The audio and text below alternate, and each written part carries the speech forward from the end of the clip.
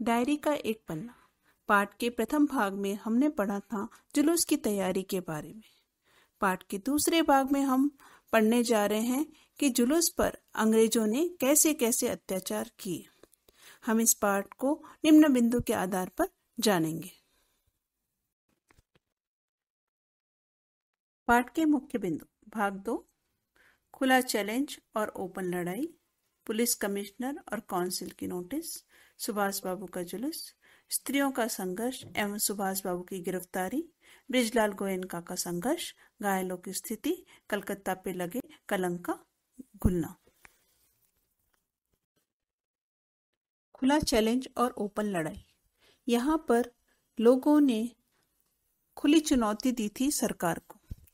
कानून भंग करना अर्थात सरकार की बात न मानना और उसका अनुसरण करना छोड़ देना। आज तक यानी 26 जनवरी 1931 तक खुले मैदान में इतनी बड़ी सभा कभी नहीं की गई। यह एक ओपन लड़ाई थी सरकार और लोगों के बीच में स्वतंत्रता प्राप्ति के लिए। लेखक कहते हैं कि जब से लोगों ने कानून भंग अर्थात सरकार की बात न मानना और उसका अनुसरण करना छोड़ दिया, तब से लेकर आज तक यानी 26 जनवरी 1931 तक इतनी बड़ी ऐसे खुले मैदान में ऐसी सभा कभी नहीं की गई थी। लेकिन असल में यह सभा एक ओपन लड़ाई थी सरकार और लोगों के बीच में स्वतंत्रता पाने के लिए। जैसा आप जानते हैं कि यह एक ओपन लड़ाई थी सरकार और लोगों के बीच में स्वतंत्रता प्राप्ति के लिए। तब पुलिस कमिश्नर ने भी नोटिस निकाली। पुलिस कमिश्नर द्वारा नोटिस निकाली गई कि अमुक अमुक धारा के अनुसार कोई सभा नहीं हो सकती।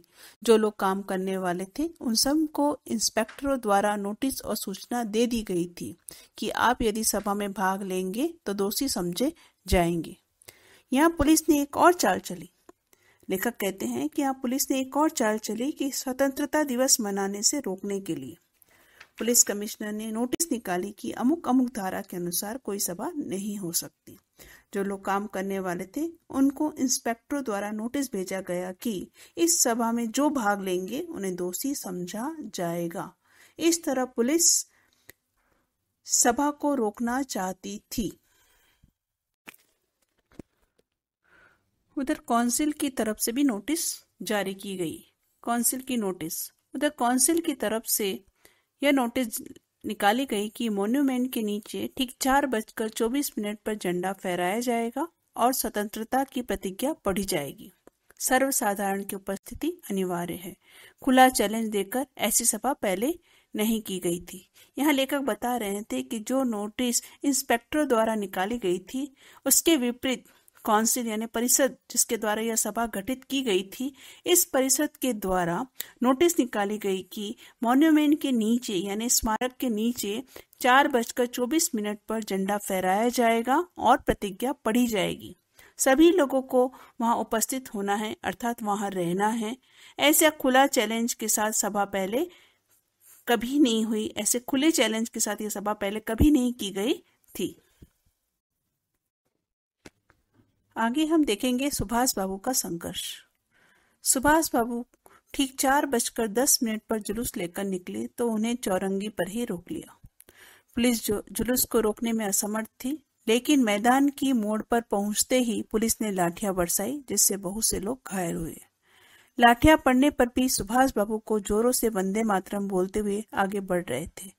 ज्योतिर्मय गांगुली के द्वारा रोकने पर भी वे रुके नहीं। पुलिस की भयानक लाठियों से क्षितिज चटर्जी का सिर फट गया।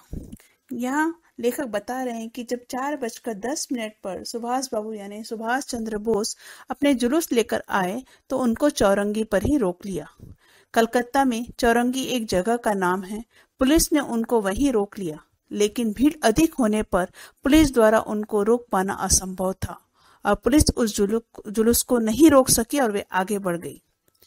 चौरंगी से जुलूस लेकर सुभाष बाबू निकले, लेकिन उसके जुलूस को मैदान के मोड़ के पास पहुंचने पर रोक लिया गया और उन पर लाठियां बरसानी शुरू कर दी। बहुत से लोग घायल हो गए। सुभाष बाबू पर भी लाठियां पड़ी, लेकिन वे रुके नहीं। वे वंदे मातरम बोलते हुए आगे बढ़ गए। लेखक कह रहे थे, यह सब उन्होंने खुद अपनी आंखों से देखा और आंखों देखी ही लिख रहे हैं। जब पुलिस भयंकर रूप से निर्दयता से लाठियां चला रही थी, तब क्षितिज चटर्जी एक स्वयं सेवक थे, उनका सिर फट गया, वह देखा नहीं जा रहा था। स्त्रियों का संघर्ष एवं सुभाष बाबू की गिरफ्तारी। स्त्रियों ने मॉन्यूमेंट पर चढ़कर झंडा फहराया और घोषणा पड़ी। स्वयं सेवकों का उत्साह लाठी खाकर भी कम नहीं हुआ। इसी बीच सुभाष बाबू को पकड़कर लाल बाजार के लॉकअप में भेज दिया। स्त्रियों का जुलूस निकला तो उन पर भी लाठीचार्ज हुआ, लेकिन वो वहां रुकी नहीं, आगे बढ़ी तो धर्मतल्ले के मोड़ पर आकर जुलूस टूट गया। 50-60 स्त्रियां वहीं बैठ गई। पुलिस ने उन्हें लाल बाजार के जेल में भेज दिया। विमल प्रतिभा के नेतृत्व में जुलूस आगे बढ़ा तो उन्हें भी बहु बाजार के मोड़ पर रोका और लाल बाजार के जेल में भेज दिया। यहाँ लेखक बता रहे हैं कि इधर सुभाष बाबू जो जुलूस के साथ मैदान में प्रवेश नहीं कर पा रहे थे, उन पर लाठियां पड़ रही थी। उधर स्त्रियां मॉन्यूमेंट पर पहुंचकर झंडा फहरा रही थी और घोषणा पड़ रही थी। वे सभी 3 बजे से पहले ही मॉन्यूमेंट पहुंच गई थी। वे अपने स्थान से लाठियां पड़ने पर भी हट नहीं रही थी। वे सभी दृढ़ संकल्प करके स्वतंत्रता प्राप्त करने के लिए डटी हुई थी। इस बीच सुभाष बाबू को पकड़कर जब लाल लॉकअप में भेज दिया गया, लेकिन मॉन्यूमेंट के पास स्त्रियों ने जब झंडा फहराया तो प्रतिज्ञा पड़ी, तो बाद में अपना एक जुलूस जनसमूह के साथ इकट्ठी होकर चल पड़ी। उनके साथ बहुत सी भीड़ इकट्ठी हो गई। बीच बीच जब पुलिस लाठियां भी चला रही थी, लेकिन धर्मतल्ले के मोड़ के पास जुलूस टूट गया। 50 से 60 स्त्रियां वहीं बैठ गई, जिसको पकड़ कर पुलिस ने लॉकअप में भेज दिया था।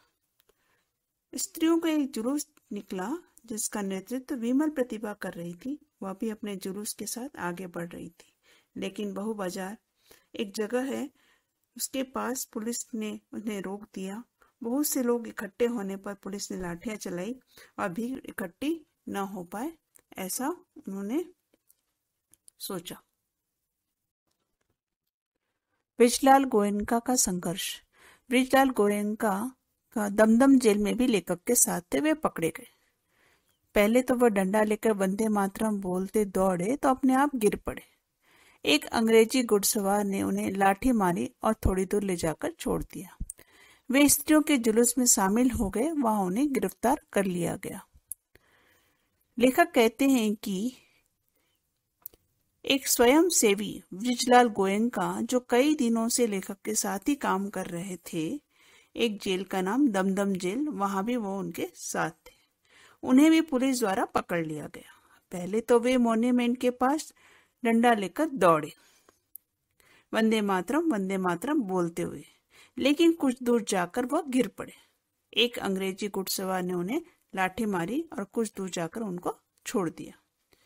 वहां से जब ब्रिजलाल गोयनका स्त्रियों के इस जुलूस में शामिल होने के लिए निकल पड़े, वहां जुलूस में शामिल हुए और वहां से 200 आदमियों का जुलूस बनाकर लाल बाजार की तरफ बढ़ने लगे। तो वहां पर भी उन्हें पुलिस ने पकड़ लिया और लाल बाजार के लॉकअप में भेज दिया। यहाँ पुलिस के अत्याचार के बाद बहुत से लोग घायल हुए। घायलों की स्थिति के बारे में पढ़ेंगे। इस संघर्ष में कुल 105 स्त्रियां पकड़ी गई। रात में उन्हें छोड़ दिया गया।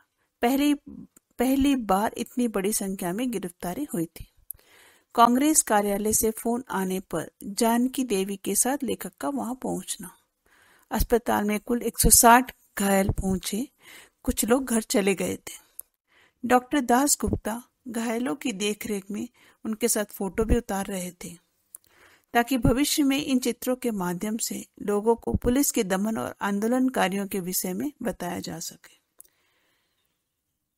घायलों की स्थिति के बारे में लेखक यहाँ बता रहे हैं कि कुल मिलाकर 105 महिलाएं पकड़ी गई थी और जिन्हें रात में 9 बजे तक छोड़ दिया गया था। लेखक कह रहे हैं कि कांग्रेस में पहली बार इतनी बड़ी संख्याओं में महिलाओं की गिरफ्तारी हुई थी। डॉक्टर दास गुप्ता भी घायल लोगों की देखरेख कर रहे थे और फोटो भी खिंचवा रहे थे। यहाँ पे फोटो खिंचवाने की यह वजह हो सकती है कि वे अंग्रेजी शासन के अत्याचार का प्रमाण जुटा रहे थे। दूसरों को हम इस संघर्ष की जानकारी देकर उन्हें भी बलिदान देने की प्रेरणा देना चाहते थे। भविष्य के लिए इन चित्रों को संग्रहित करना चाहते थे ताकि इसके माध्यम से यह पता चले कि बंगाल में स्वतंत्रता प्राप्ति के लिए लड़ाई में बहुत कुछ काम हो रहा था। आगे हम जानेंगे कलकत्ता पर लगे कलंक का धुलना। कलकत्ता वासियों के माथे पर कलंक था कि वे पूरे उत्साह और जोश के साथ काम नहीं करते, परंतु 26 जनवरी 1931 के दिन उन्होंने सुभाष बाबू के नेतृत्व में बड़ा जुलूस निकालकर इसे मिथ्या साबित कर दिया। उन्होंने सरकारी कानूनों का उल्लंघन करते हुए अपने साहस का परिचय दिया और अपने ऊपर लगे कलंक को मिटा दिया। कहने का मतलब यह है कि लेखक बता रहे हैं कि आज तक बंगाल यानी कलकत्ता के माथे पर यह एक कलंक था कि यहाँ पर स्वतंत्रता प्राप्ति के लिए कोई काम नहीं हो रहा है। सारे हिंदुस्तान में अलग अलग संघर्ष किए जा रहे हैं, लेकिन लोग मानते थे कि कलकत्ता में ऐसा कोई संघर्ष नहीं हो रहा है। यह कलकत्ता के ऊपर एक कलंक था।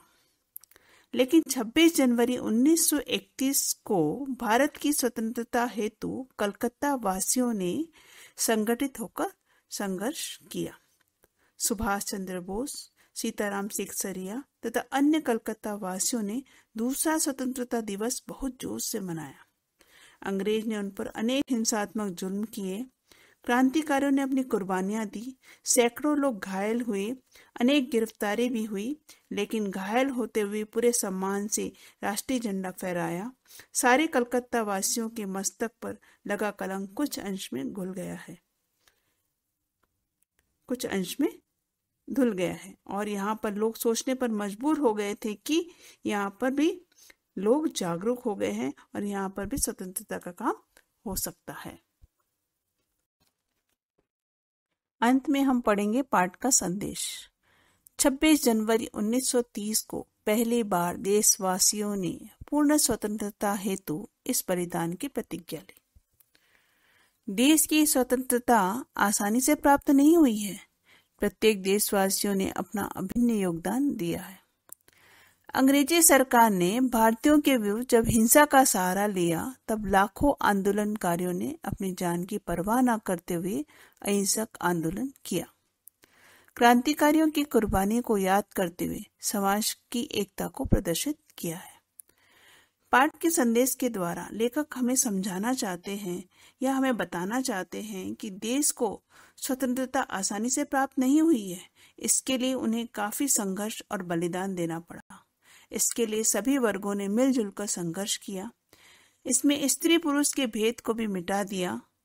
उनकी निजी डायरी का यह एक पृष्ठ स्वतंत्रता संग्राम के इतिहास की अनमोल धरोहर है। यह पाठ हमारी भावी पीढ़ी को क्रांतिकारियों व देशभक्तों की कुर्बानियों की याद दिलाता है। साथ ही यह भी उजागर करता है कि एक संगठित समाज यदि दृढ़ संकल्प कर ले तो ऐसा कुछ नहीं है जो वह न कर सके। इन मुख्य बिंदुओं के साथ ही यह पाठ यहीं समाप्त होता है। आशा है आपने पाठ के प्रत्येक मुख्य अंशों को बारीकी से समझा होगा। इसके साथ साथ मैं यह कहना चाहती हूँ कि आप पाठ का पठन ध्यान से करें ताकि पाठ में आए नए शब्दों के अर्थ जो यहाँ नीचे दिए गए हैं उसके आधार पर आप पाठ को अच्छी तरह समझ सकें और पाठ में दिए गए क्लास टास्क में प्रश्नों के उत्तर को आप अच्छी तरह से लिख सकें। धन्यवाद।